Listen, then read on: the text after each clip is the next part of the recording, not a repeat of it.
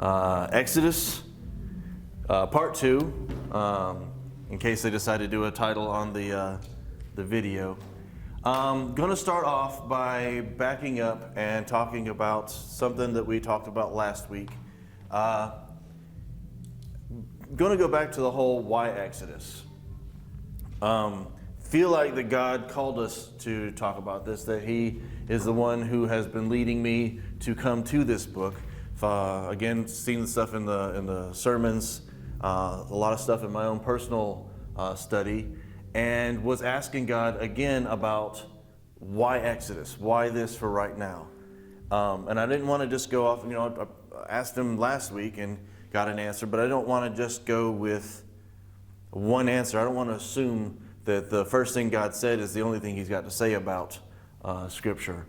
So when I was talking to God this week and asking Him why Exodus, He reminded me of something that I said close to the end of the lesson last time, and it was talking about Moses' mother and how God had inspired her to do the things that she did. And it was amazing that she had been so moved and so obedient before the indwelling, before Jesus, and actually even before God had truly begun the work of establishing who He was, introducing Himself, I think is the phrase that I used. Before the video, we were talking and had, God had given a name. They did know Him by name. In fact, in Genesis, really early on, it talks about this is the first time that they called on the Lord and worshiped the Lord by name. But it was never the name Yahweh. It was not the I am that I am that will be coming up. And so when I was asking God about why this, and His answer was, this is where I start to really introduce who I am. This is when I'm really coming in and establishing my character, at least in the Bible, in the Word spelled out. This is who I am, what I expect, and what I want. And that's what I want to go ahead and bring out in these mornings where we come together and discuss this. So we're actually going to go back to, we're still in chapter 2 of Exodus, and we're going to kind of touch again. Moses' mom hides the baby, then goes and puts the baby not float down the Nile, but in the reeds on the Nile where Pharaoh's daughter could find him. I want to go actually to the last verse of that section, chapter 2, verse 10. Later, when the boy was older, Moses, his mother brought him back to Pharaoh's daughter, who adopted him as her own son. That's huge. The princess named him Moses, for she explained, I lifted him out of the water. There's a couple things I want to talk about that. She adopted him as her son, which put him in the royal family. That gave him authority, that gave him position in Egypt, it made him an official Egyptian citizen. It gave him a completely different status than just another Hebrew. For one thing, he was alive. Hebrew boys at that time weren't. Then the name Moses, where she explained, I lifted him out of the water, and the name Moses sounds like the word that means to lift out or to draw out. In fact, I think that I read something somewhere that the name Moses was kind of like a play on words that came from like drawing water out or drawing something out of water.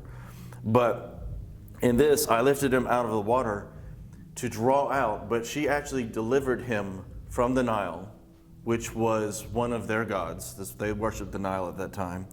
But also to call him lifted out or to draw out is, talked about it last week, this is kind of God playing a joke on the Egyptians.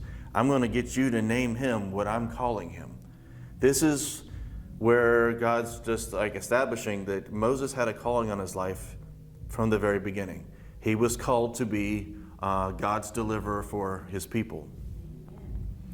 Now, a really interesting thing about callings is that calling is not the same thing as a schedule. we often will feel the pull of the Holy Spirit, will feel the pull or the drawing of God in a direction, and sometimes we get so excited about that direction that we just launch off and try to do things on our own, and we mess things up.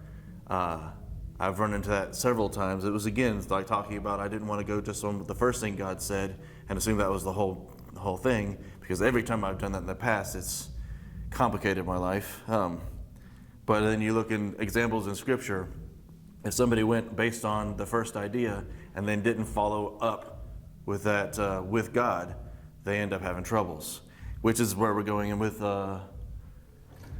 Exodus 2:11. Many years later, if you go to Acts chapter, where did I put that? It was 7:23. Stephen is talking about it and says that Moses was 40 years old when this happened. Many years later, when Moses had grown up, he went out to visit his own people, the Hebrews, and he saw how hard they were forced to work. During his visit, he saw an Egyptian beating one of his fellow Hebrews. After looking in all directions to make sure no one was watching, Moses killed the Egyptian and hid the body in the sand. The next day, when Moses went out to visit his people again, he saw two Hebrew men fighting. "Why are you beating up your friend?" Moses said to the one who had started the fight. The man replied, "Who appointed you to be prince and judge? Our prince and judge. Are you going to kill me as you killed that Egyptian yesterday?" Then Moses was afraid, thinking, "Everyone knows what I did." So Moses had a calling. And when you've got a calling like Moses had, it's going to be part of your life. It's going to affect how you develop. Whether you consciously do it or not, when God makes something in the nature or the fabric of what you are, it's going to affect how you are drawn to things. Just like iron is drawn to a magnet, it's not a conscious thing. There's a natural element to the fabric of what God has created that makes it go a certain way. The problem here is that Moses made a decision on his own. There's nothing in here where it talks about Moses stopped and sought the Lord. There's nothing in here that says that Moses was out to seek God's people. It was Moses went out to visit his own people, the Hebrews. I would also point out that there's a lot of versions of this story in the fictional portrayals, whether Hollywood or whatever, that will imply that Moses didn't realize he was a Hebrew until this happened, until sometime around this time, and that's complete gibberish. For one thing, he was raised by his own mother, and he had to have known. There are other indications that we can get into like later, but he knew who he was. He knew what he was. Also, Pharaoh's daughter was in direct defiance of Pharaoh's order. So there's no way that Moses, who had been pulled out and was being protected, did not know growing up that he was a protected Hebrew in Pharaoh's court. It was right there in his face. But, so Moses knew what his identity was. Now, a lot of the Hebrews, a lot of the Israelites at this point, they knew of God. They knew the God of Abraham, the God of Isaac, the God of Jacob. But they've been in Egypt a long time now, and they've been surrounded by the Egyptian culture, the Egyptian gods. They're set apart a little bit because they're in the land of Goshen, but none of them really know God. They know of God. They know his reputation. And so we got Moses here, who's a grown man, basically my age right now, and decides he's going to go out and do something about it. Now, as is often the case when we start trying to figure out how to do things on our own, in hindsight, we realize it's not a great call. But he goes out there and he sees an Egyptian beating one of his fellow Hebrews, and in whatever, he goes out and he intends to kill and he murders this Egyptian. I don't know what he thought that was really going to do. Maybe, I don't know, he thought he was being a vigilante. I don't know. But it didn't help him any. So the next day when Moses went out to his visited people again, went out the next day, and then steps in when he sees two Hebrews fighting, and discovers that what he did was not so hidden. It's well known. I think one version of this said it's out in the open, everybody knows. One version said something really close to "the jig is up," and Moses freaked out.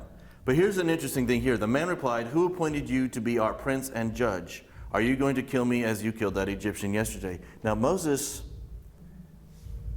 he really was a member of the royal household. Now, maybe the way their hierarchy went, because I know that the Egyptians had slave masters, and the slave masters has taskmasters, which were the Hebrew people that were in charge of making sure things got done. And those people were answer to the Egyptians. Maybe that's what they were doing, but I think more this is your position in your household is not as secure as you think it is. In fact, they're speaking up to a guy who's Egyptian royalty, and they're being really uppity to a guy they really should have been more respectful to. But the thing is, something has happened. Going back to this whole business that Moses has basically been sitting under a protective covering all this time. He's kind of been untouchable to a certain extent. But now he's stepped outside that and he's committed murder. He's broken a law of the land. So all the protection that was keeping him safe in Pharaoh's household is gone. And Moses knows it. So then Moses was afraid, thinking, "Everyone knows what I did." Verse 15, and sure enough, Pharaoh heard what had happened, and he tried to kill Moses. It's like the household was just waiting to get rid of this Hebrew, this thorn in their side, just kind of an insult right in front of them. But Moses fled from Pharaoh and went to live in the land of Midian. A lot of this looks like Moses stepped up. Oh, let me go back here. Moses had a calling, and he made some assumptions and some presumptions. He made certain assumptions about what he could do or what he was called to do, and then presumed to take that on himself. I meant to write failure and fear, actually. Because a lot of times when we try to do God's will in our own knowledge without that relationship, we're going to stumble, we're going to fall. Sometimes we fall flat on our face. And if we don't put it into perspective, we can feel like we failed God or that God failed us. And our understanding of what God's promises were become twisted.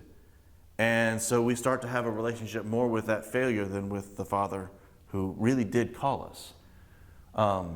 So what we have here, though, is, again, God knows the mistakes that we're going to make.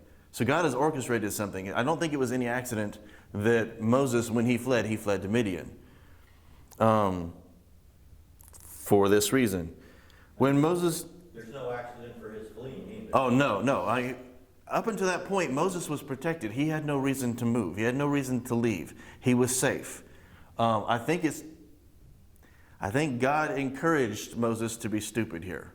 I don't think Moses needed a whole lot of encouragement, but as a 40-year-old, I am fully aware of just how stupid a 40-year-old can be. But God needed him out of there because he just spent 40 years of his life trained as an Egyptian in their court. He's learned, my dad used to point out that he's had a lot of really specific training. He's in the royal household, so he's had economics. He's had all the learning of the day. Like Egypt was probably the greatest empire of its age at that time. He's had training in military things, logistics, how to move large groups of people, how to keep people fed and taken care of and all that stuff. But he's been trained as an Egyptian has been trained. He's been trained amongst their priesthoods. And God needed him out of there because God had some training to do for him as well. So he fled from Pharaoh and went to live in the land of Midian. When Moses arrived in Midian, he sat down beside a well. It's really interesting to me how often really important meetings happen when someone stops at a well. Verse 16, now the priest of Midian, some versions say the high priest of Midian, had 7 daughters who came as usual to draw water and fill the water troughs for their father's flocks. But some other shepherds came and chased them away. So Moses jumped up and rescued the girls from the shepherds. Then he drew water for their flocks. When the girls returned to Reuel, anybody know how to pronounce that? Reuel? I'm going to say Reuel. Their father, he asked, "Why are you back so soon today?" Apparently this is a regular problem for them. "An Egyptian rescued us from the shepherds," they answered, And then he drew water for us and watered our flocks. Then where is he? Their father asked. Why did you leave him there? Invite him to come and eat with us. That is just a funny scene to me. It's like, you mean to tell me that you're here early because somebody stepped up, protected you, and took care of everything, and you just left him there by the well? She's an Egyptian. An Egyptian, yes. I'm glad you pointed that out. That was actually one of the things. Moses was trained, he was dressed, he was groomed like an Egyptian. When he showed up, he would look like an Egyptian because culturally, even though he knew he was a Hebrew, he still identified as an Egyptian. So when he showed up, he looks like an Egyptian. I'm pretty sure that when he goes back, he does not look like an Egyptian anymore. Moses accepted the invitation, and he settled there with him. Now, that doesn't just mean that he accepted the invitation and spent the night. That means he settled in. He actually joined up with Rule's family, joined in with his business. He established himself. He connected himself with that family. In time, Rule gave Moses his daughter Zipporah to be his wife. Again, one of the problems that we've got, that I've had with Scripture, is the way it just lays out, boom, boom, boom, boom, boom.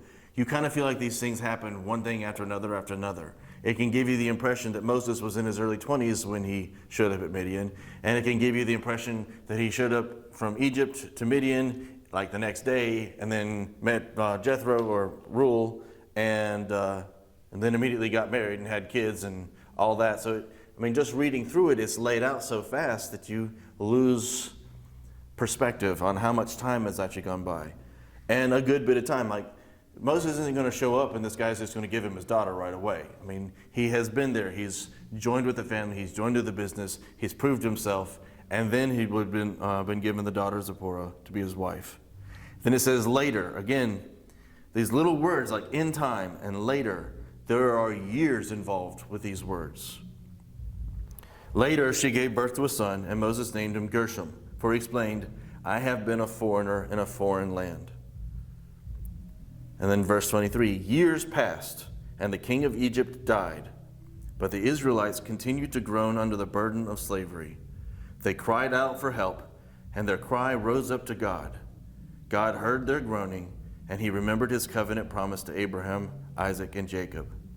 In verse 25, he looked down on the people of Israel and knew it was time to act. A lot of this, the way it's written, there are phrases and expressions that are used where it talks about God remembered Israel, or he remembered his promise. I think it's his translation problem. It's more along the lines of less like he forgot and remembered, and it's he brought to mind. He allowed it to come to the front of his attention. It's almost like he renewed the thought, or he renewed the plan, and began to put it in motion.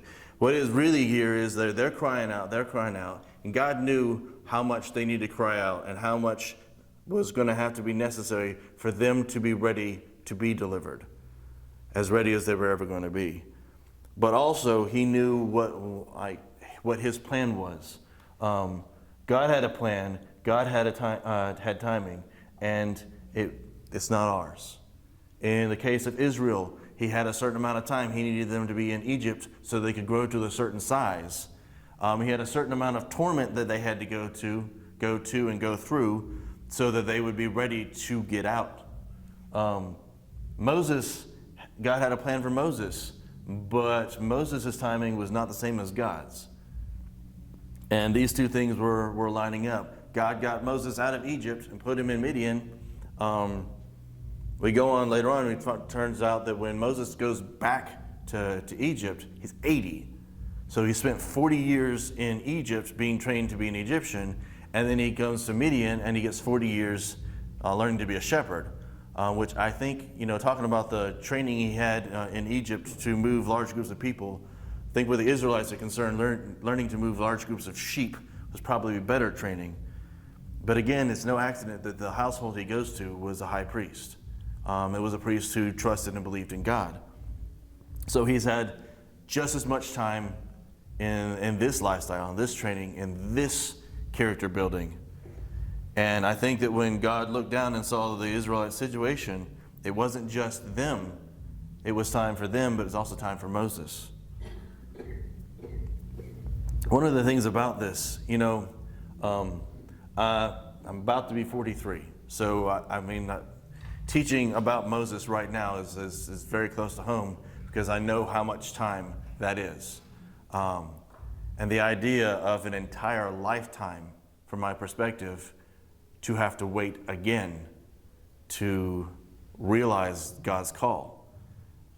We tend to think that if God's got a call on your life, then you need to be pursuing that. You need to be going for it. What are you doing? I remember growing up thinking and hearing people say, by the time Jesus was 33, he'd had 3 solid years of ministry. He'd healed the sick. He'd raised the dead. He'd saved humanity, rose and went back to heaven. What have you done? It's and it kind of puts the pressure on you. I think Jesus may have had the fast track on everything because every other story I see, it were years and years and years. There were lifetimes that were involved. But again, we go through these verses, verse by verse by verse, and we get this idea that everything just rolls and rolls and rolls.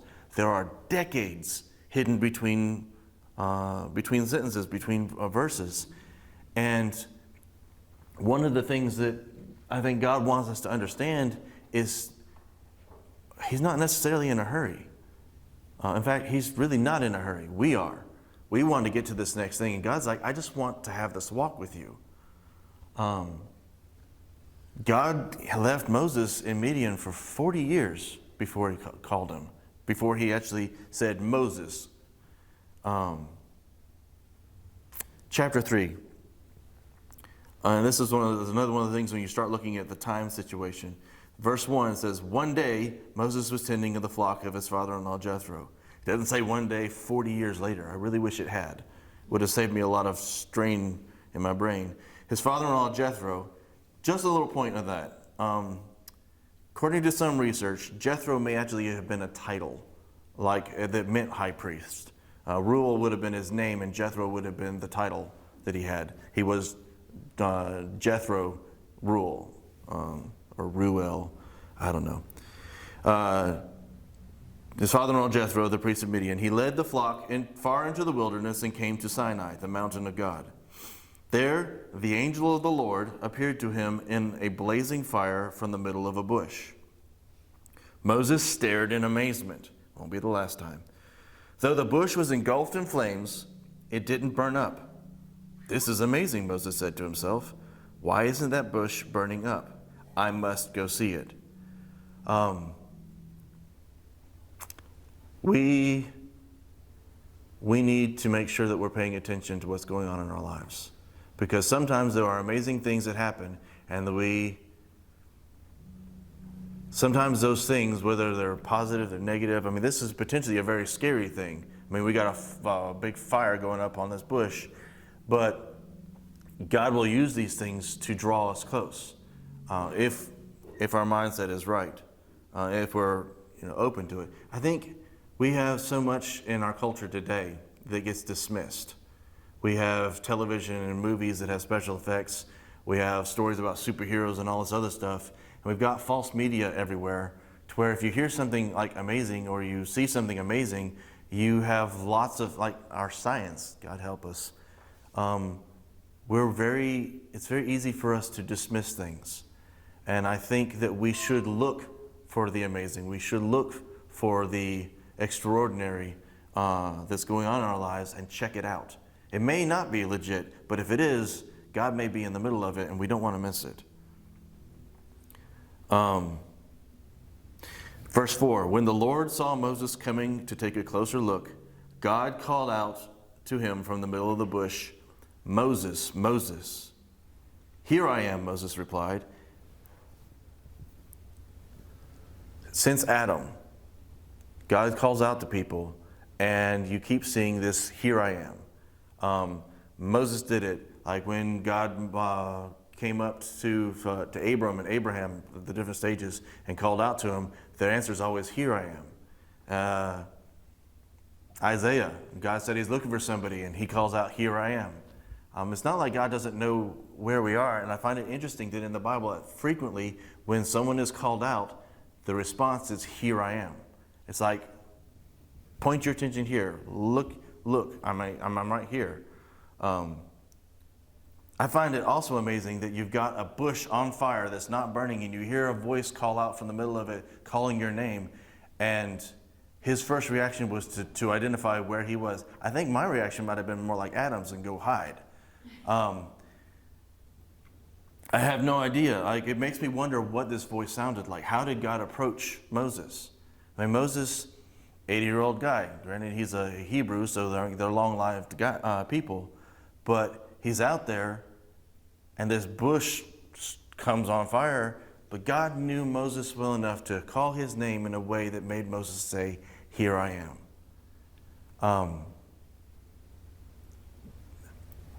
I think that's overlooked a lot. I know that, honestly, it didn't really hit me the way it just hit me now.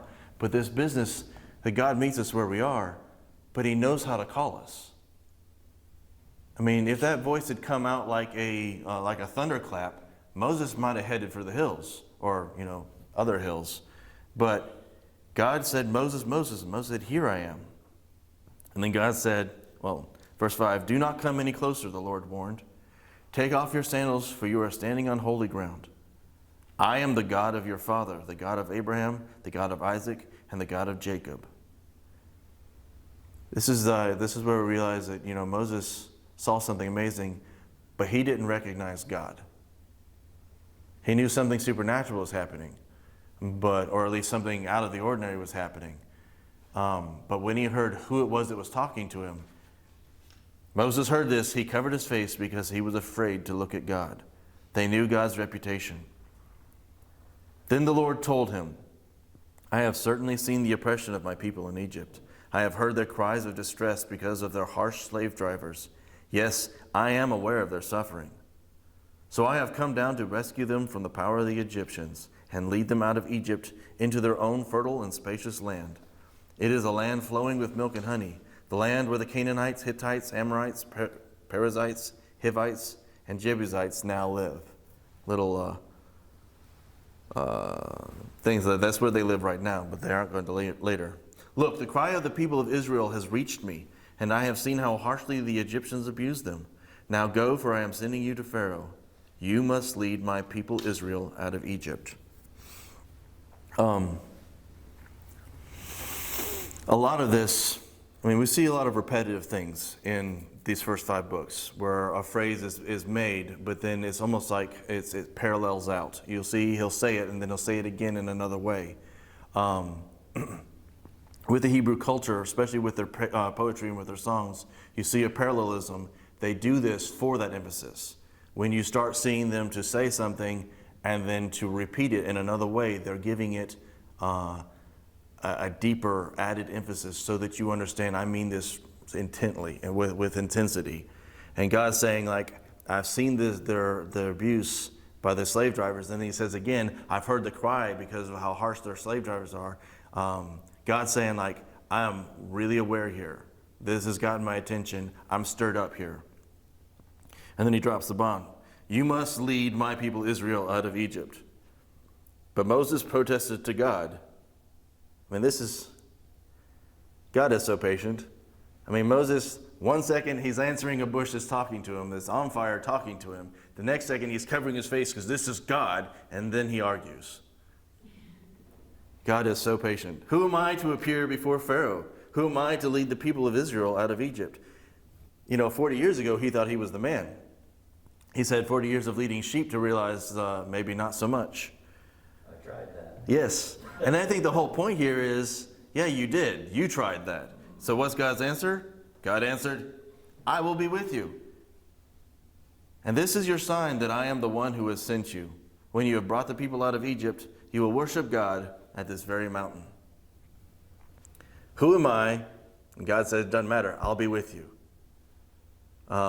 Frequently, we try to rate the plausibility of what God's doing based on our worthiness or our qualifications. And it's really got nothing to do with us. It's got to do with the fact that we carry the Spirit of God with us. It's not who am I, it's that I am is with me. And here's another one that I think that, it's right here, second book of the Bible, third chapter. It says, here is your sign. Well, okay, yeah, God just said, here's your sign. This will be your sign, that I am the one who has sent you. When you have brought the people out of Egypt, you will worship God at this very mountain. So your sign, the proof that I'm with you, is when you've already done everything that I've told you to do, you'll end up back here. How often do we ask for the sign first? We ask God to give us a sign so we know it's Him. And God's like, do what I say, and when you do, you'll see the proof. And a little bit before, in the beginning of chapter 3 there, he said that this is the mountain of God. Yes. And they're going to return to the mountain of God. Mm-hmm. So part of what I think about is what makes it the mountain of God. It makes it the mountain of God because that's where God is. Yes. So the beauty is we get to go back. Yes. And meet with God. And where He hangs. exactly. One of the first times I read through this and was looking, I was like, well, how did he know to call it the mountain of God? And then I realized, okay, yeah, he wrote this afterwards. It's not like he was writing this down as it happened. But again, it's the mountain of God, not because that's what they named it and so God showed up. It's because God was there. This is where they met God, and where they came back to, that's what made it the mountain of God. It's like this building is just a building. It's a church because this is God's building. It's been dedicated to God. This is where we meet God. Yeah.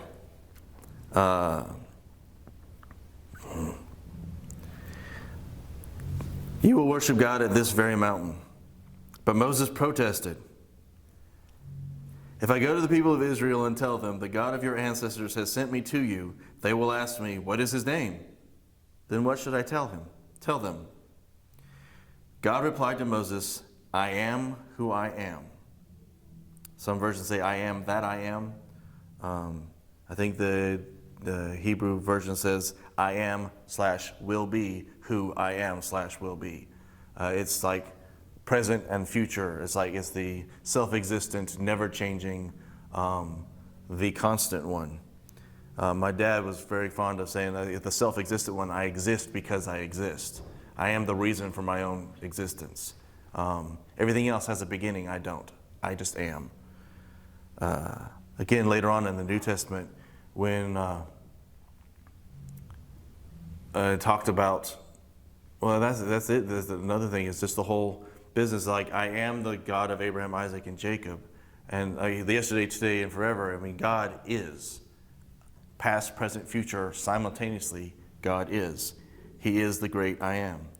Say this to the people of Israel: I am has sent me to you. God also said to Moses, say this to the people of Israel: Yahweh. Some versions say Jehovah, some say the Lord, some say the Almighty, some say Adonai, but Yahweh, the God of your ancestors, the God of Abraham, the God of Isaac, and the God of Jacob, has sent me to you.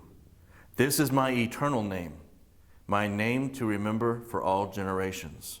This is the name that they proclaim to be so holy that when you look at Hebrew text, you'll see the word God be written G_D, because they won't even spell God out.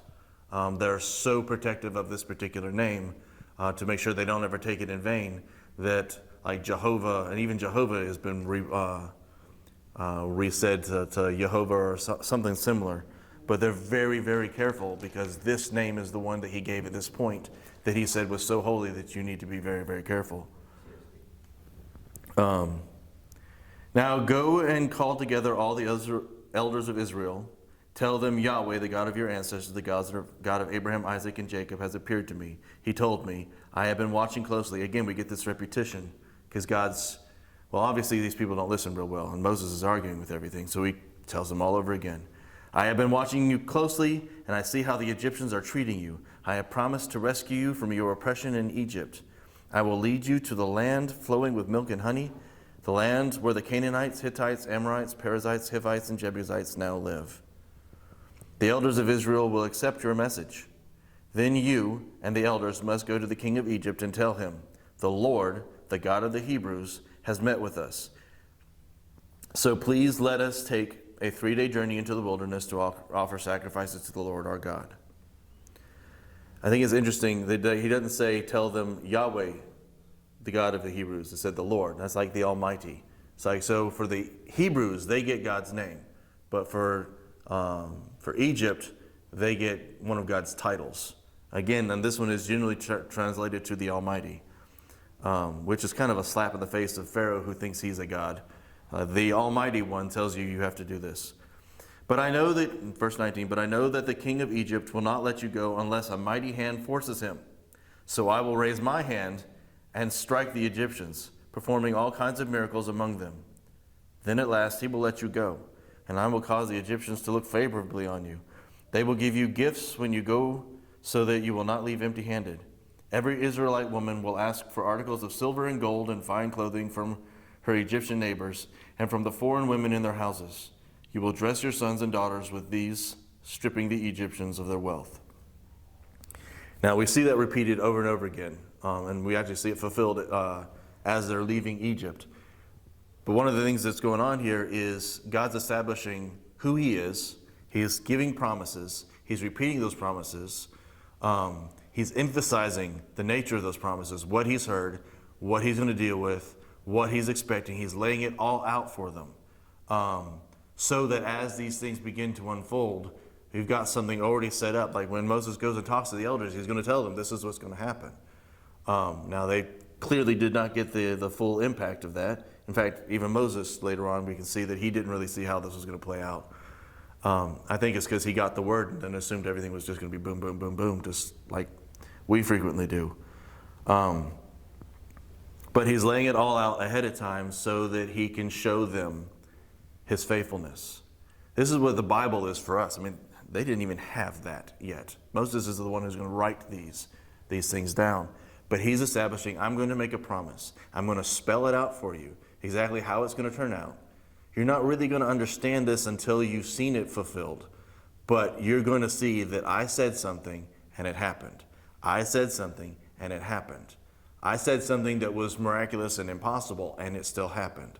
God is establishing his character and his nature to these people. He's starting literally at nearly ground zero, based on what ends up happening to Egypt. But he is laying down the foundation of who he is and who he's going to be for these people. From here on out, everything they know about God, I mean, the reputation, Moses covered his face because he was afraid to look on God, but that's about all they knew. And at this point, God's saying, I've heard your cries, I've seen you being mistreated, I made a promise, I'm about to fulfill it, and this is how I'm going to do it. Well, he's really the only God, and that's part of what he's shown us. Yes. Part of what we battle and what the Hebrew people battle. I mean, you think of places like Isaiah, where it's saying, go get one of your idols and see if they can tell you this. Right. And, just the very idea of him prophesying Cyrus 150 years before he gets there is just proving who he is over and over again. Over and over again. In fact, a large part of the purpose of the Bible as we have it is to show generationally, like over millennia, like multiple millennia, that God does what he says he's going to do, that he has a plan and that he always fulfills. I've got a few more minutes. Chapter 4, but Moses protested again. Later on he says, I'm slow of speech, but he sure spoke up plenty when he was arguing with God. But Moses protested again, what if they don't believe me or listen to me? What if they say, the Lord never appeared to you? Then the Lord asked him, what's that in your hand? A shepherd's staff, Moses replied. Throw it down on the ground, the Lord told him. So Moses threw down the staff and it turned into a snake. Moses jumped back. He walked right up to a burning bush, but he jumped back from the snake. Then the Lord told him, reach out and grab its tail. So Moses reached out and grabbed it, and it turned back into a shepherd's staff in hand.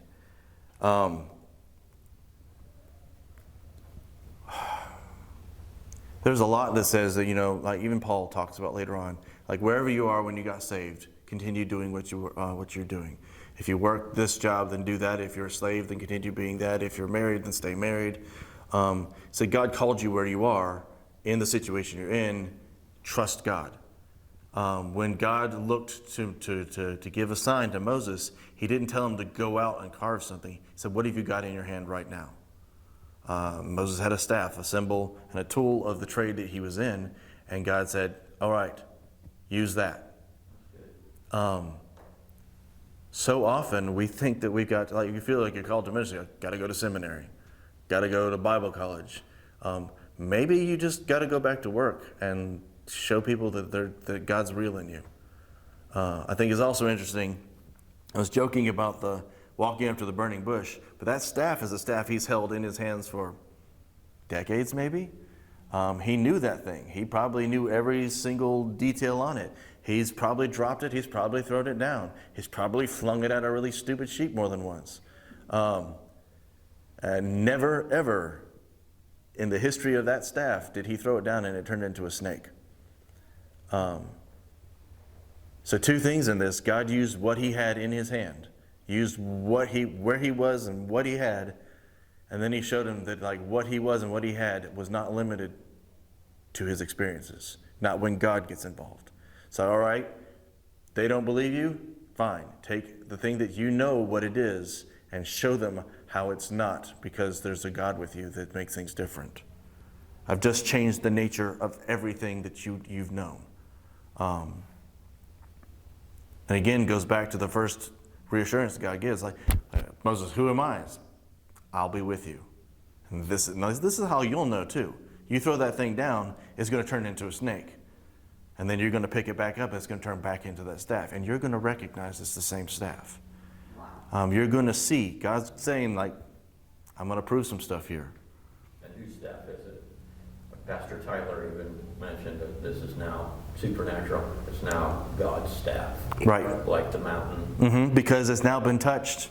And later on it is called the staff of the Lord. Right. And Moses' staff. And I think at some point Aaron's staff gets kind of mixed in there as well, but by association. And he says, take the staff. Yes. That you had back in the water. And see, so often God will bring us back to where he called us. To establish, remember, it's like, okay, this isn't even about who you were. This is about where I met you, and I was enough then. Let's go back. I mean, that's a lot of what's going on lately here in this church, is God's calling us back to where he called us from, to reestablish, like, okay, I'm still the same God. Let's move forward from who I am and who I am in you. Verse 5 said, perform this sign, the Lord told him. Then they will believe that the Lord, the God of their ancestors, the God of Abraham, the God of Isaac, and the God of Jacob, has really appeared to you. Now, again, I want to point out that their understanding of God was always the God of Abraham, the God of Isaac, the God of Jacob. It was this God of someone else, this God of their ancestor. And God is beginning to establish that he's going to be their God. Then the Lord said to Moses, now, put your hand inside your cloak. So Moses put his hand inside his cloak. And when he took it out again, his hand was white as snow with a severe skin disease. Some translations say leprosy. Now put your hand back in your cloak, the Lord said. So Moses put his hand back in. And when he took it out again, it was as healthy as the rest of his body. Leprosy was a big, big, big deal. It was terrifying. It was, at that time, uncurable, short of the hand of God. And it's not something that just popped up and happened. I need to wrap up. It was something that would do, like, you see small injuries and you see a gradual growth of the problem. It's not something that you could just instantly come in and whatever. And it sure wasn't something that would just disappear by, I mean, this isn't like an Etch-a-Sketch where you can shake it and it's all cleared up. This honestly would have been as terrifying as throwing down a staff and a serpent showing up. You're talking about something that was incredibly contagious and basically killed everybody slowly. The Lord said to Moses, if they do not believe you and are not convinced by the first miraculous sign, they will be convinced by the second one. And then he's got one more, but we're running out of time, so we will actually probably revisit this and move on, because God's about to really shake things up. And he hasn't even got to Egypt yet. This is still God talking Moses into the situation. So we'll go ahead and wrap up with that one. Again, reminding, just kind of summing up, that God calls us where we are, and sometimes calls us back to where he called us. And he doesn't need anything special from us except for availability. He is what's special about us. And again, I really feel like, and just encourage you all to just be praying and seeking God with me in this, to just see what it is that God's just bringing us back to remember, to find out who God is saying that he is in our lives, and to make sure that that's a personal relationship and not just a relationship that we've seen in other people, our families, our parents, our pastor. And then to look at what we've got in our hands right now and see what that is, and to see if that's something that God wants to use. And then don't expect that it's just going to be limited to what we're used to seeing, because it's God. Something miraculous could happen any day. So on that note, avoid these and seek these. God bless.